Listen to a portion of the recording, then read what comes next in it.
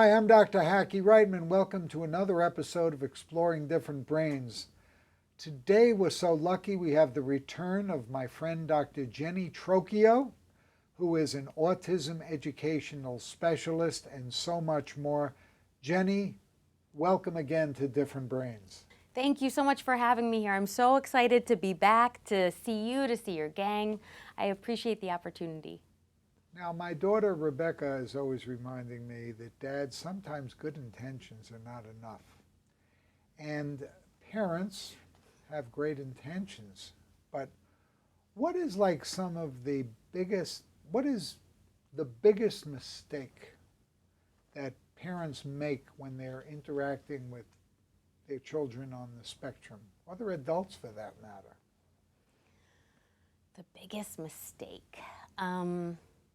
I think possibly the biggest mistake I see is that parents are interacting at a different level, often a little bit too high, and not taking the time to just watch their kids and think about what are they doing and why. Sometimes I like to say, okay, let's just take a minute, back up, and instead of coming in with our agenda, and I guess that's really what I see parents doing. They come in with their agenda, and today we're going to do this and this and this, but instead let's take a minute, watch what the child's doing, and think about where's their attention and what is their intention. What are they trying to do? And then we can kind of figure out why, and then we can join them in that. But coming in and just kind of directing a lesson is what it feels like sometimes, instead of just playing, taking time to find joy and to have fun and to smile. And I think if every parent would take 2 hours out of a day, I know that sounds like a lot, but when you see the data about how often we're on our phones and devices, it's kind of small potatoes, but like 2 hours, that's 15-minute increments, totally manageable. Excuse me as I'm processing this. But 2 hours to play, to have fun, to interact in a way that's enjoyable, to connect. I think if every family could do that, you would know one another a lot better, relationships would be stronger, and we'd really be able to get some momentum going. Once when I was speaking at a conference out in Tucson, Arizona, one of the panelists and speakers was Ron Kaufman, who he's got a center up in Massachusetts. But he did a little play, a little mini play, and to show how to connect what you're saying. And it's funny how this visual, this little 2-minute play, really made an impression on me. So there's a woman sitting on a park bench reading a book, and he plays it out 2 ways. He comes over like a bull in a china shop and says, "Hey, you want to go to the movies?" I'm reading my book, kind of thing. Then he plays it out a different way. He comes over and sits on the bench next to her with his own book, doesn't say a word. Does that for a couple of days. Then one day he says, "So, what are you reading?" She goes, "Oh, I'm reading this." "Oh, what a coincidence. I'm reading a book by the same author." Did that.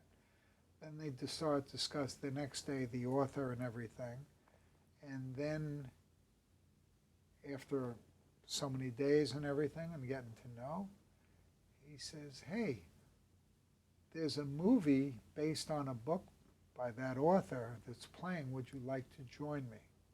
And that made an impression that if we as parents first take the time to connect, or as teachers, or as doctors, or as you name it, employers, you get more out of it too. For instance, if you're an employer, I go to employers and say, look, and to doctors too, if you're already treating people on the spectrum, you may not even realize it.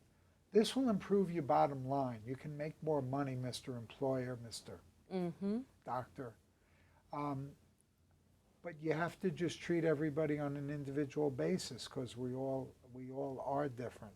And that's the essence of the DIR floor time, is what you're saying. Absolutely. How can we expand this to the adult population? of those of us whose brains are different?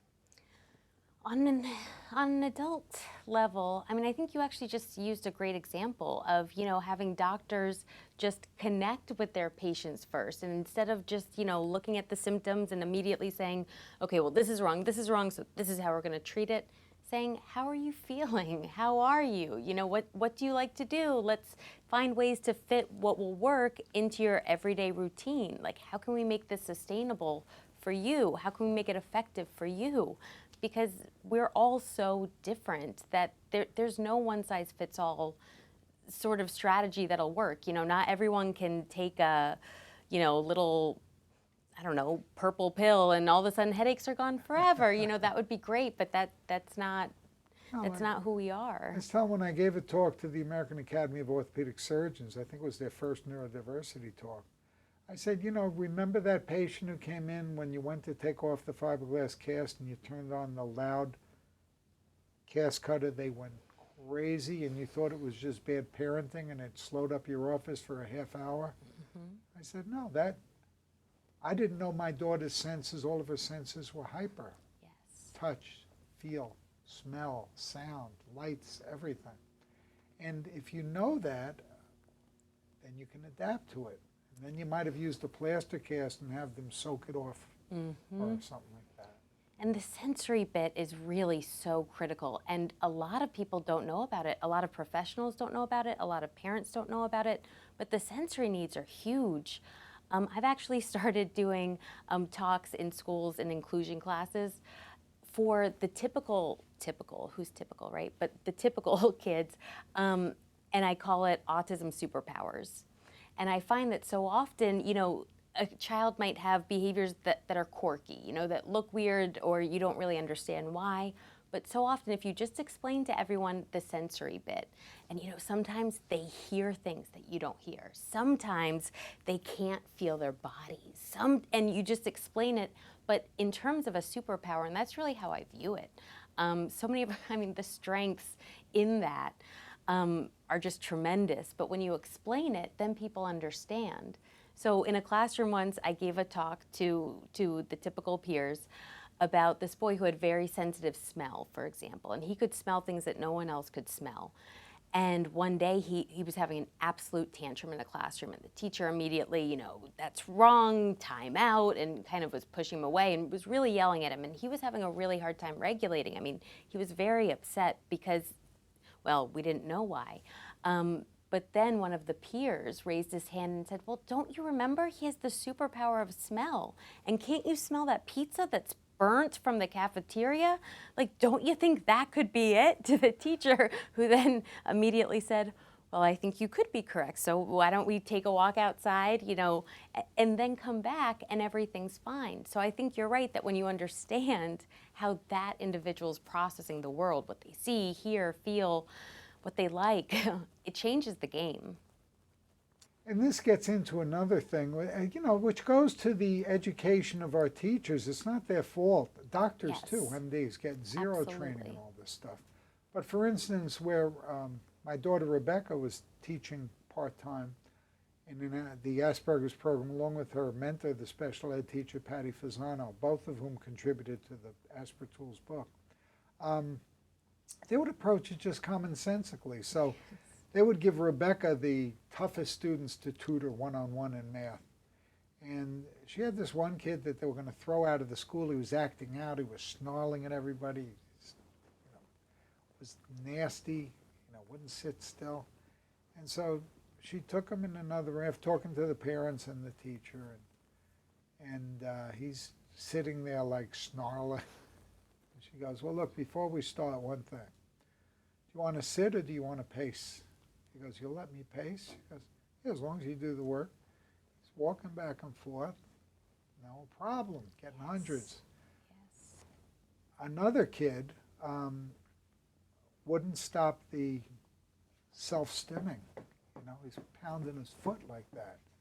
So what they did was they put a rubber kind of band across the bottom of his desk so he could do it without it bothering anybody. Mm-hmm. Instead of that ending his career, you have to leave the class or you have to be in the And it's the individuality which to my surprise, in some of my reading, I found that you get some of the most individualized teaching in the one-room schools in rural America, where each kid has their own computer and the teacher walks around and they're all different grades in the same thing, and kind of do it like that. Another thing that was very interesting to me, I had an offer to become a professor at Nova Southeastern, but it sounded like too much work. But they have a wonderful, wonderful program there. They have Tom Temple with his whole TREAD, the Translational Research and Economic Development. In addition to their osteopathic school and all their other programs, they just brought in an allopathic MD medical school. And the dean of that school has brought in the method of teaching where they've done away with subjects. And it's very interesting. So they're actually doing that right now at Nova Southeastern in the medical school. And I think that the way things are moving, it's going to get back to, this is just my opinion, the double-edged sword of modern technology. How are we going to use it? And to what extent are you going to use it? And to what extent are you going to isolate the individual from real social situations? And I don't know the answer to that. I'm with you. I'm with you 100%. And it's interesting that you're bringing up these one-room sorts of schools, because I've seen a little bit of a trend popping up recently where, and you know, I co-run a couple of great support groups for parents. And a big issue that people are talking about right now is schools. And you know, if they don't love their school now, where are they going to go next year? And people are kind of comparing options and not super enthusiastic.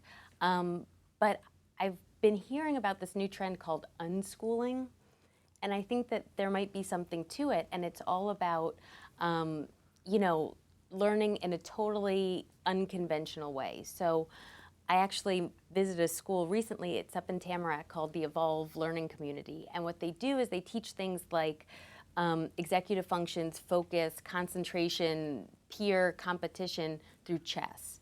And chess is one of their subjects that's taught every day, and the kids really enjoy it. And then they have problem-solving time, and they have, but you know, it's a very similar sort of concept.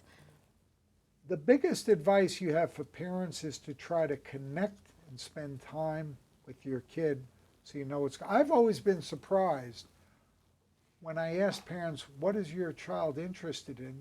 Many of them don't have a good answer. And you ask the kid or the adult, what are you interested in? They're glad to tell you. It's like nobody's listening. Exactly. There's just some sort of mismatch here. Yeah. But just taking time to play, you know, taking time to interact, and taking time to put devices down. I think that's pretty big. Because similarly, I ask every parent I meet, you know, how do you guys play?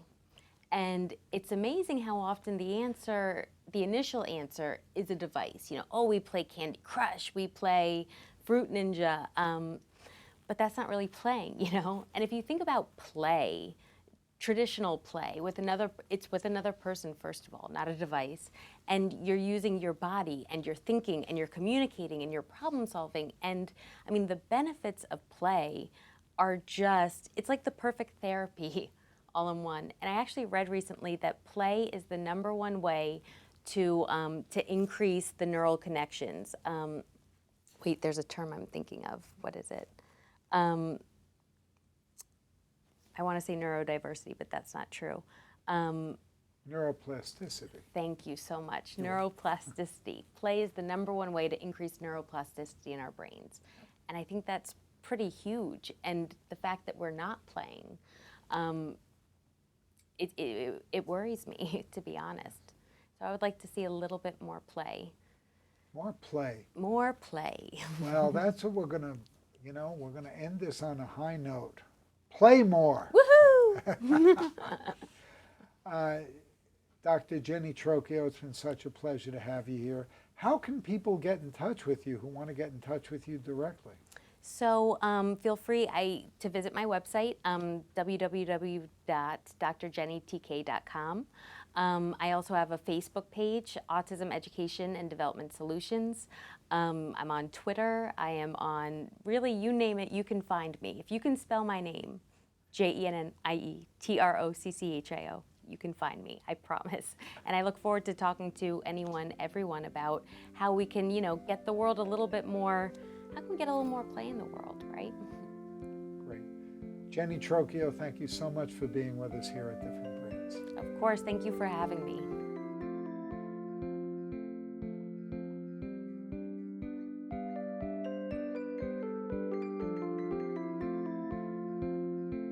Exploring Different Brains is a production of Different Brains, Inc. For more information, visit us at differentbrains.org.